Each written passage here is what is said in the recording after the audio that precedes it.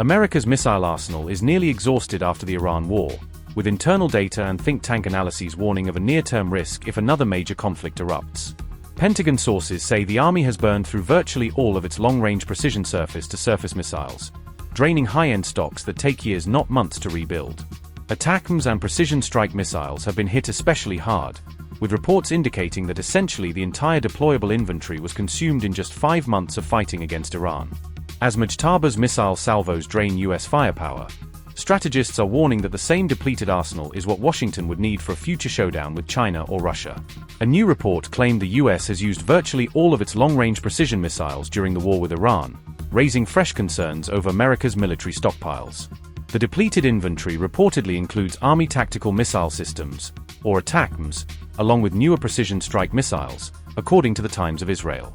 Sources told the report that the prolonged 5-month conflict had sharply reduced US inventories of key long-range precision-guided weapons. The report said the declining missile stockpile has raised concerns about America's readiness to respond to any future large-scale military conflict. Analysts warned that shrinking inventories could weaken US deterrence against major adversaries such as Russia and China if another crisis emerged.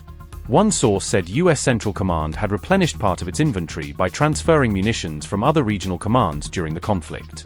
However, the sources declined to reveal how many ATACMS or precision strike missiles the United States still has available in its remaining arsenal.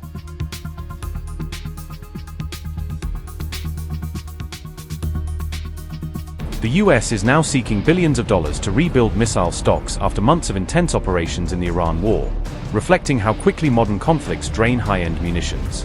On July 31st, Bloomberg revealed that the Pentagon has submitted a new $67 billion emergency request, a package explicitly tied to the ongoing Iran conflict and its costs. Within that broader request, $18.2 billion has been earmarked to replace key missiles used during recent operations, focusing on the most advanced interceptors and cruise weapons. The funding plan has been formally submitted to US Senate and House Defense Committees, signaling that Congress is now being asked to sign off on this rapid rearmament push. Bloomberg's report comes after months of US strikes on Iranian targets and repeated defensive interceptions against incoming missiles and drones across the region. The Pentagon's shopping list includes about $5.75 billion dedicated just to THAAD interceptors, reflecting how heavily the high-altitude shield was relied on during the war. Another $5.57 billion are set aside for Patriot PAC-3 MSE missiles, the Army's frontline air defense rounds that have been fired repeatedly to stop Iranian attacks. Around $1.9 billion would go to Standard Missile-6 interceptors, a versatile Navy weapon used for both air and missile defense in contested waters. Some $1.3 billion is earmarked for new Tomahawk cruise missiles, replenishing the long-range strike inventory that has been used for precision hits on Iranian targets. A further $1 billion would fund SM-3 Block IIA interceptors, crucial for exo-atmospheric missile defense and increasingly central to US-led protection. About $992 million is allocated to AMRAAM air-to-air missiles, ensuring US fighter jets can continue to engage hostile aircraft and drones without worrying about shortages. The list also includes roughly $692 million for precision strike missiles, expanding the Army's ability to hit key ground targets at long range with conventional warheads.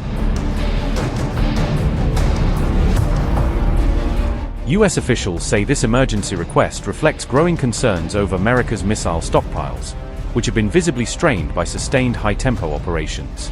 American forces fired 13,629 munitions during the recent Iran conflict, according to Bloomberg, a figure that highlights just how intense and prolonged the campaign has become. Pete Hegseth notes that the request also includes around $21 billion to speed up missile procurement, aiming to push industry to deliver faster and in greater volume. Part of that accelerated funding is targeted at lower-cost precision munitions, which planners hope will carry more of the burden in future operations without exhausting high-end stocks as quickly.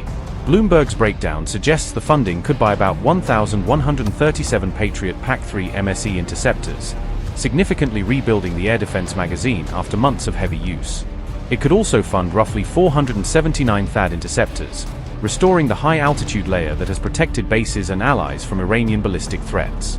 Around 462 Tomahawk cruise missiles could be purchased, reloading US and Allied ships and submarines with long-range precision firepower.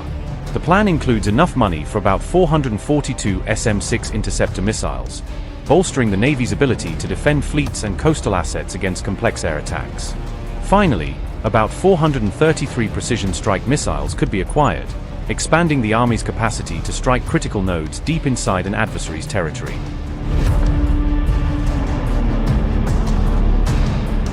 Defense analysts point out that the request may not perfectly match the exact number of missiles fired, suggesting it reflects broader planning rather than pure one-for-one replacement.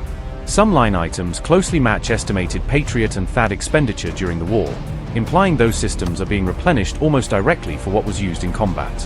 However, analysts note that other missile requests appear lower than estimated combat consumption, raising questions over whether the Pentagon is also relying on future production boosts and allied stockpiles.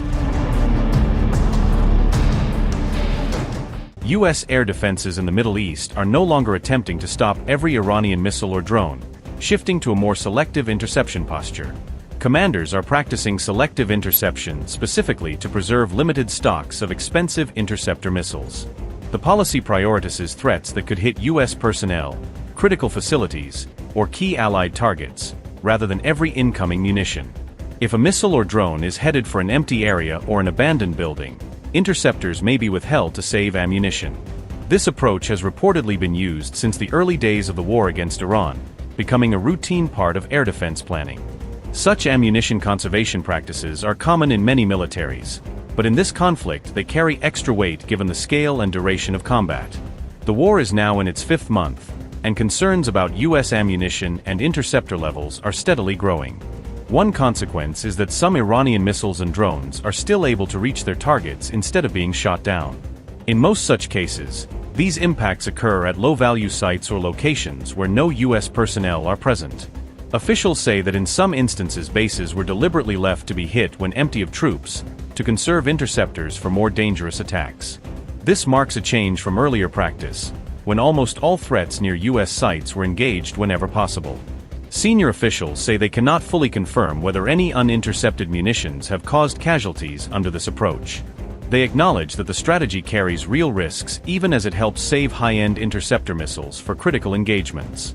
Since the war began on February 28, U.S. bases across the region have suffered heavy damage from repeated Iranian attacks. U.S. Navy headquarters in Bahrain and Army facilities in Kuwait are among the hardest-hit sites in the current campaign. Reports also describe damage and casualties at American-linked facilities in Qatar and the United Arab Emirates. Saudi Arabia, Jordan and Iraq have likewise seen U.S. sites struck during Iranian missile and drone barrages. Preliminary estimates suggest that repairing and rebuilding damaged facilities across the region will cost billions of dollars.